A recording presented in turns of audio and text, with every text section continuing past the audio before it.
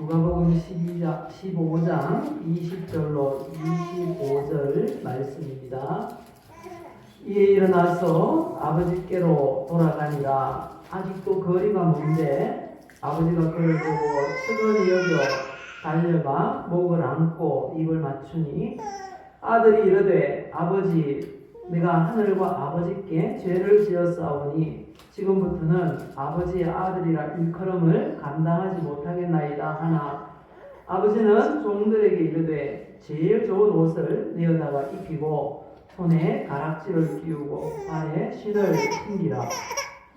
그리고 살찐 송아지를 끌어다가 잡으라. 우리가 먹고 즐기자. 이 내 아들은 죽었다가 다시 살아났으며 내가 잃었다가 다시 얻었노라 하니 그들이 즐거워하더라.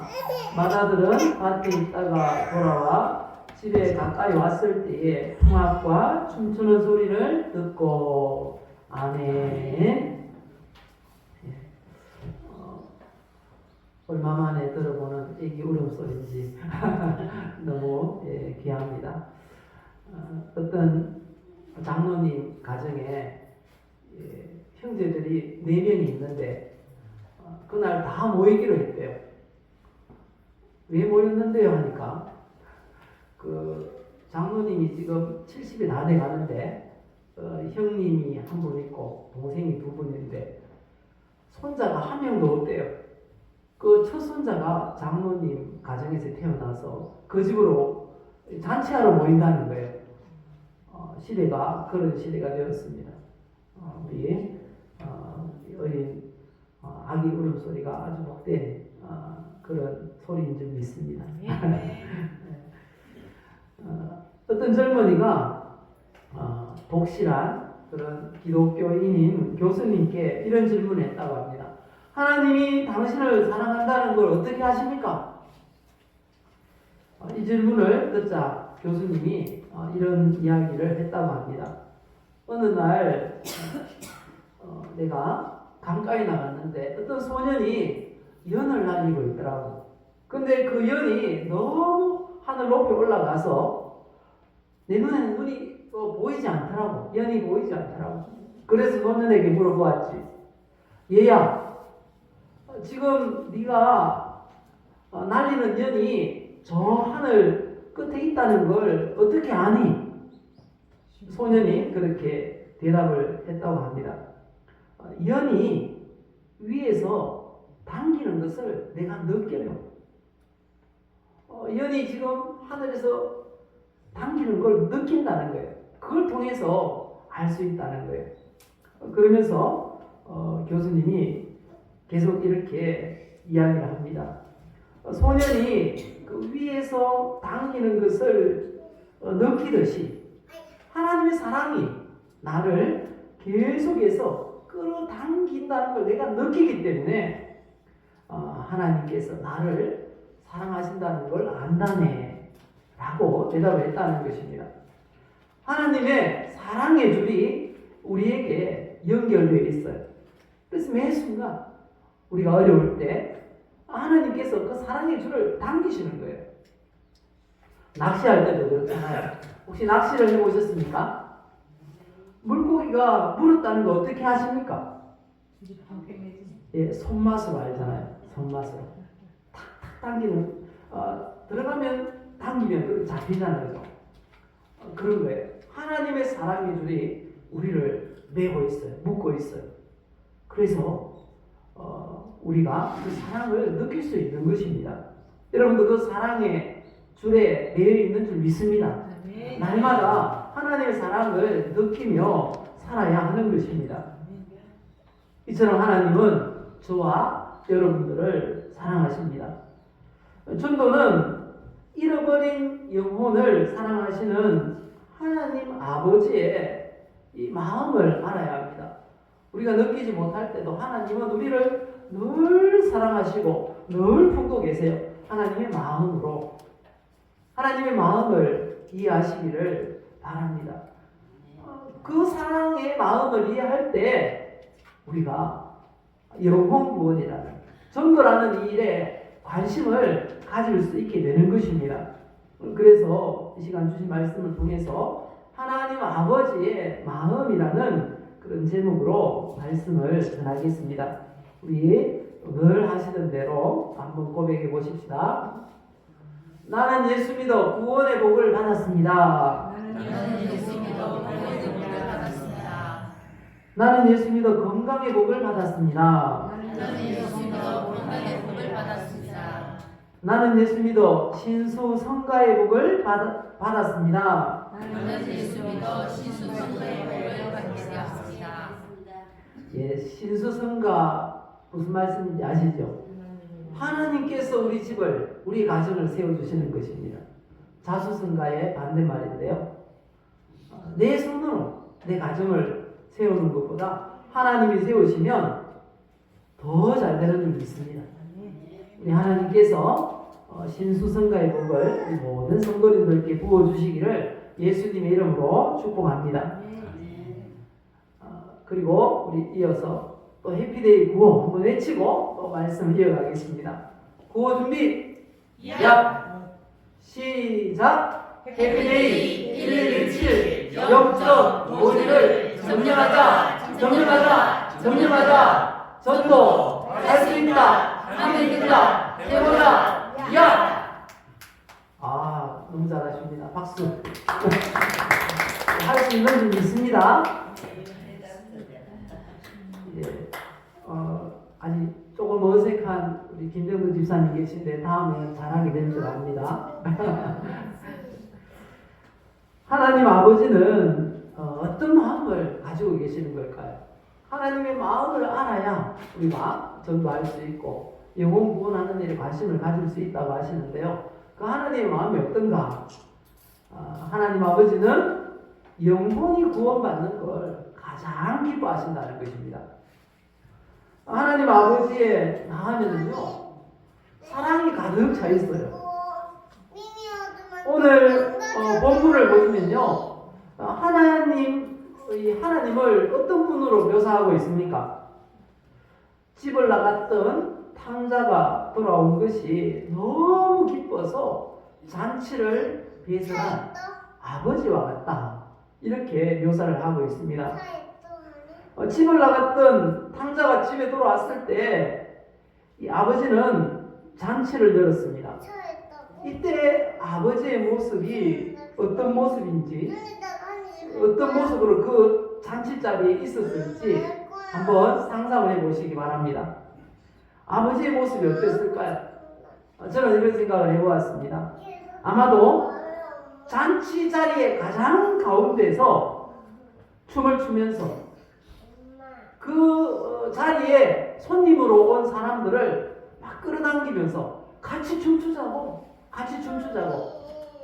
그렇게 했을 것 같아요. 왜냐하면 죽은 줄만 알았던 아들이 다시 살아 돌아왔거든요.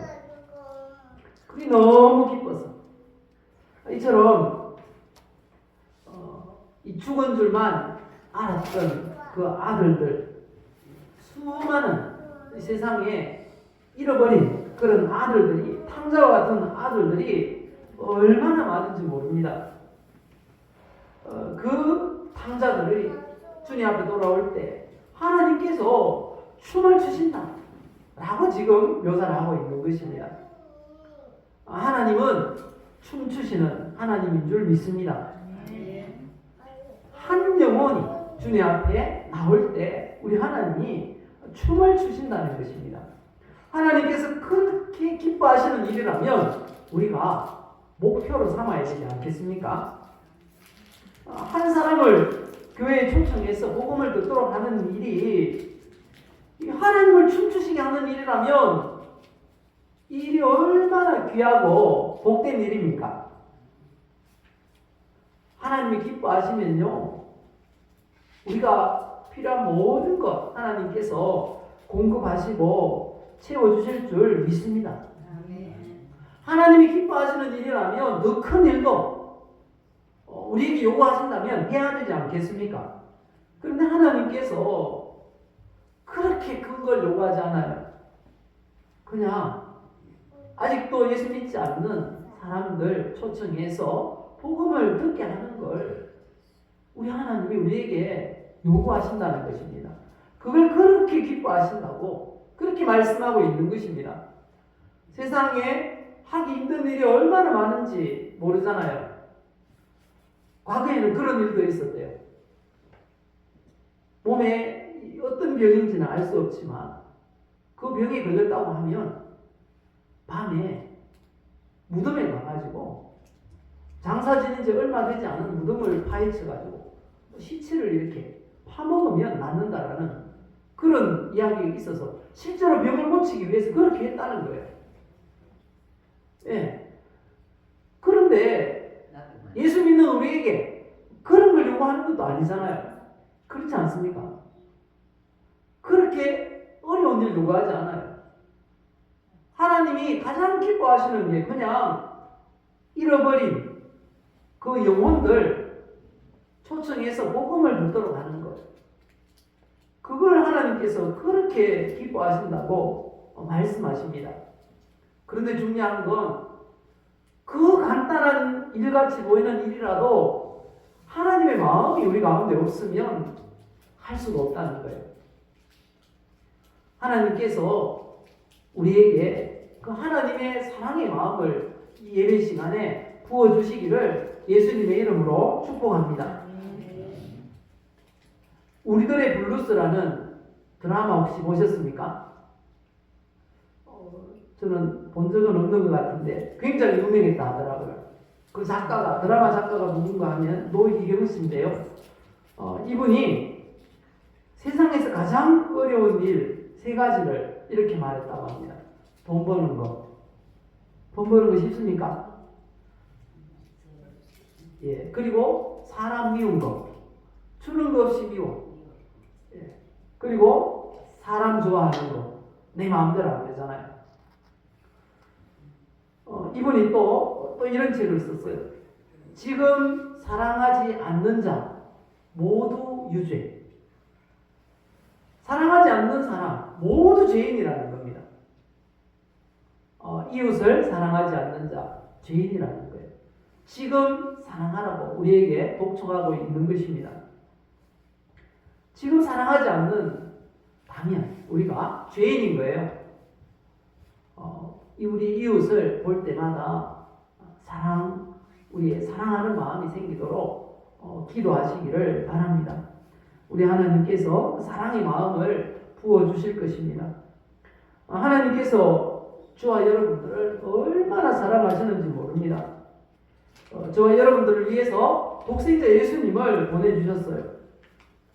그리고 우리의 질병을 담당하기 위해서 사람으로 받을 수 있는 모든 고난은 예수님이 다 친히 담당하셨어요. 대신 다 받으셨어요. 그리고 우리의 구원을 완전히 해결하시기 위해서 우리의 죄 문제를 해결하기 위해서 십자가에 달려 대신 죽으셨어요. 죄 없는 분이. 이처럼 우리를 사랑하셨는데 그 하나님을 기쁘시게 하기 위해서 우리가 과연 지금까지 어떤 노력을 했는지 얼마나 애를 써왔는지 우리에게 오늘 성경이 질문하고 있습니다. 하나님을 위해서 어떤 일을 했는가? 우리는 우리의 즐거움만 위해서 살아가지 않습니까? 늘 내가 원하는 것만 하려고 하고 그렇게 살아왔다는 거죠. 하나님은 그렇게 다 우리에게 쏟아부었는데 우리는 작은 것도 하나님 앞에 드리기를 너무 힘들어하는 거죠. 그래서 어떤 분이 그렇게 이야기를 하더라고요. 사람이 말이야 양심이 있어야지. 양심이 있어야지.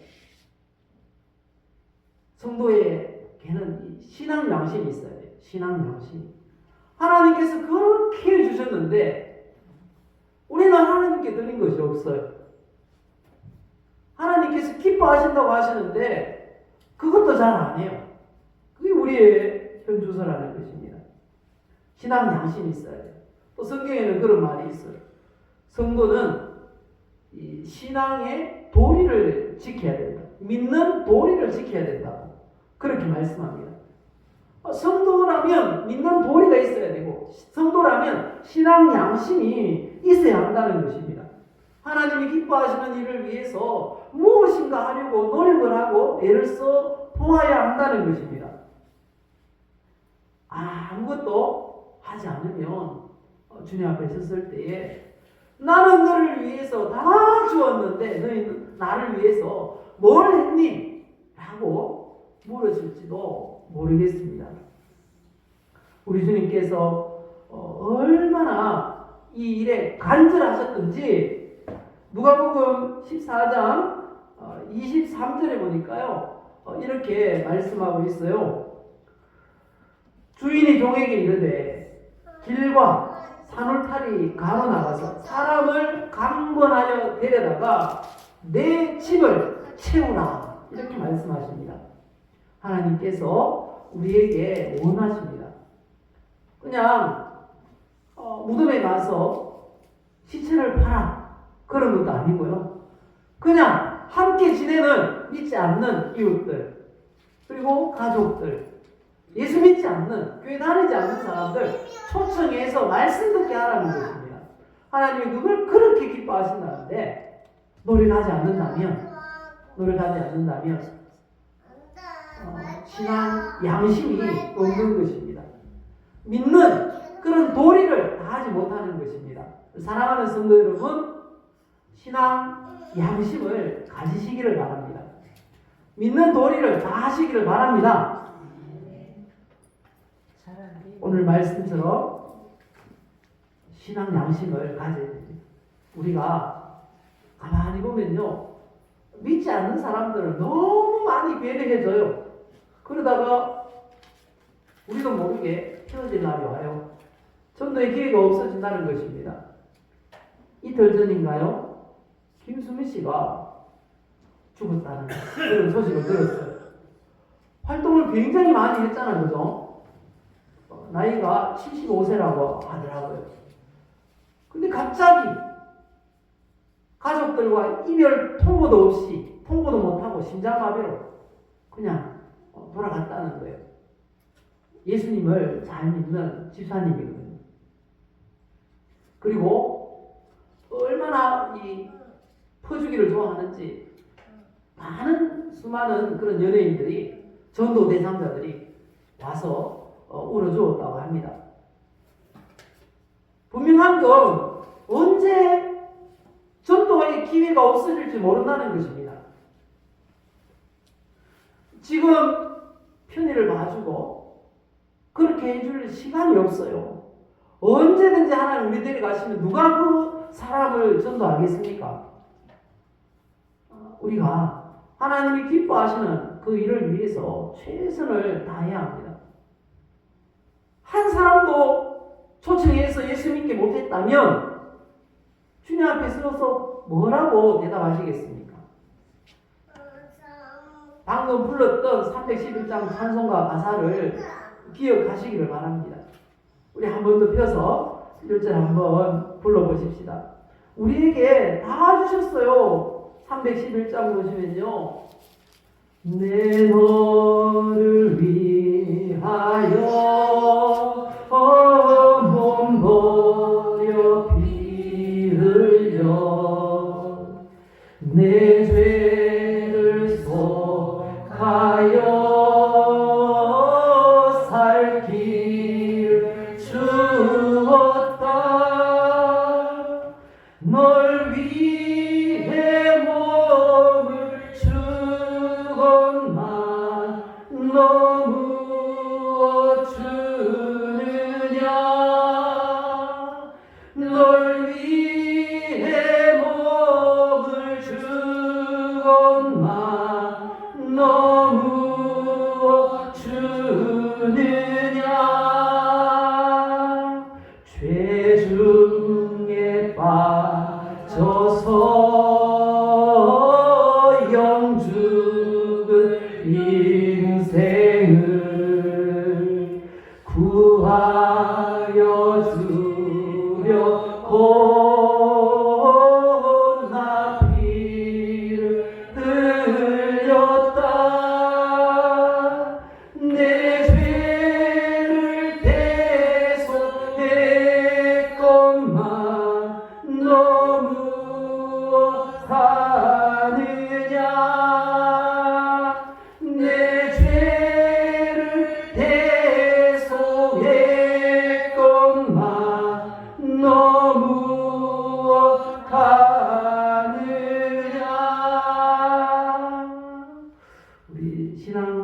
신앙 양심을 가지시기를 바랍니다. 믿는 도리를 다 하시기를 바랍니다. 우리 하나님 앞에 섰을 때에 잘했다, 착하고 충성된 종아라는 칭찬을 들을 수 있기를 예수님의 이름으로 축복합니다. 두 번째, 하나님의 아버지의 마음이라는 건 바로 예수 그리스도예요.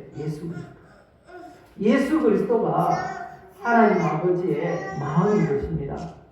마태복음 3장을 보시면요, 세례 요한이 유대 광야에서 이렇게 외쳤어요. 회개하라, 천국이 가까이 왔느니라.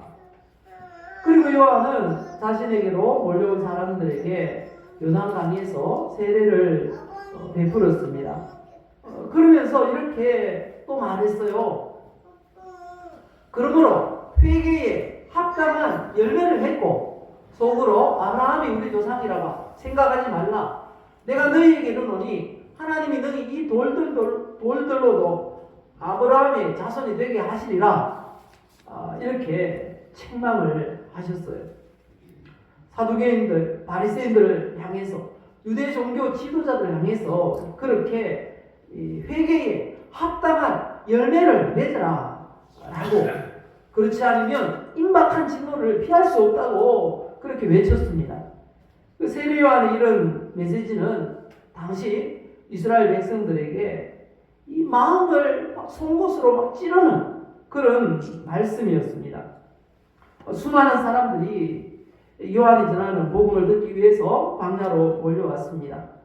바로 세례 요한이 외쳤던 그 메시지의 핵심이 바로 하나님의 그 마음, 하나님 아버지의 마음을 회복하라 라는 것이었습니다. 오늘 이 시간 우리에게 하나님이 주시는 이 말씀도 마찬가지인 것입니다. 하나님 아버지의 마음을 회복하라 라는 것입니다. 예수 그리스도가 바로 하나님 아버지의 마음을 가장 잘 보여주고 있습니다. 예수님이 이 땅에 오셨어요. 하나님 영광의 보좌를 버리시고 오셨어요. 왜 오셨을까요? 죄인 구원하시려고. 그리고 우리를 보내셨어요. 이 세상으로. 지금 우리가 살고 있는 이곳으로 보내셨어요. 내가 가야 할 곳에 너희를 보낸다 라고 하시면서 보내셨어요. 우리가 보낸다는 그 사람들입니다. 왜 보내셨을까요? 주님께서 하셨던 일 너희도 해라. 내가 이 땅에 온 이유가 영혼 구원하라고 그렇게 왔잖아. 너희도 영혼 구원하라고 보낸 거야 라고 말씀하시는 것입니다. 우리가 믿지 않는 가족이 있다면, 믿지 않는 친척 이웃이 있다면 계속해서 이야기해야 되는 것입니다. 계속해서 초청을 해야 됩니다. 그러면 싫어해요? 아니에요. 절대로 싫어하지 않아요. 나에게 관심이 많구나 라고 생각하죠. 진짜 전하지 않으면 후회하는 거예요. 나중에 후회하는 거예요. 지금은 관계가 변할지 몰라도요, 나중에는 진짜 싫어하게 된다는 것입니다. 어떤 아들이 감옥에 갔어요. 감옥에 갔는데 사형수가 됐어요. 어머니가 면회를 왔는데요, 엄마 가까이서 보고 싶어요. 그래서 가까이 갔어요. 그랬더니 엄마 눈을 찔렀다는 거예요, 손가락으로. 그 아이가 어렸을 때 학교에서 친구의 물건을 도둑질해 왔어요. 그런데 뭘 하지 않았다는 거예요. 오히려 아들을 아이고 어디서 났어 이런 걸 다 가져왔네 하고 칭찬해 주었다는 거예요. 그 작은 도둑이 나중에는 큰 도둑이 되고 감도질하다가 사람을 죽이고 사형수가 되었다는 거예요. 엄마가 어릴 때 책망을 했으면 내가 이렇게 되지 않았잖아 라고 하면서 원망을 하더라는 거예요. 우리의 가족들이, 믿지 않는 가족들이 주님 앞에 섰을 때 너 천국 심판을 받고 너 지옥 이렇게 판결을 받을 때 예수 믿지 않아서 지옥 가는 그 아들이 누구를 원망하겠습니까? 우리에게 책임이 있는 것입니다. 믿지 않는 가족들을 위해서, 복음을 전하기 위해서 귀찮게 해서라도 아, 부모님이 이걸 원하시는구나 라는 것을 알도록 해야 된다는 것입니다.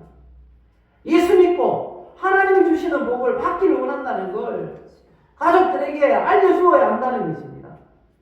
따라주는 게 능사가 아니라는 것입니다. 부모로서 권위를 가지고 나와! 그렇게 할 수 있어야 된다는 거죠. 그리고 초청하는 것도 막 미안해 그게 아니라는 거예요. 얼마나 좋은 일입니까? 복음 듣고 예수 믿으면 천국인데 우리가 굉장히 큰 선물을, 보물을 가지고 있어요.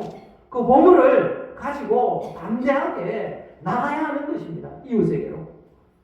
그리고 좋은 데 가자고, 하나님이 복 주시는 곳으로 가자고 초청을 해야 한다는 것입니다. 우리 하나님께서 우리에게 원하시는 건 큰 것이 아닙니다. 그냥 믿지 않는 이웃들 초청해서 예수 믿게 하는 것, 그게 하나님께서 원하시는 일이라는 것입니다. 그걸 하라고 우리에게 말씀하고 있는 것입니다. 그걸 하라고 말씀하세요. 요한 1서 4장 9절 이하에도 말씀하시잖아요. 하나님께서 세상을 사랑하신다는 거예요. 그 사랑하는 방법이 뭐냐? 바로 예수 그리스도를 보내주신 거라는 겁니다. 우리 죄를 구원하기 위해서. 그러면서 우리에게 요청하세요. 11절 말씀 같이 읽어보실까요? 사랑하는 자들아, 하나님이 이같이 우리를 사랑하셨은즉 우리도 서로 사랑하는 것이 마땅하다.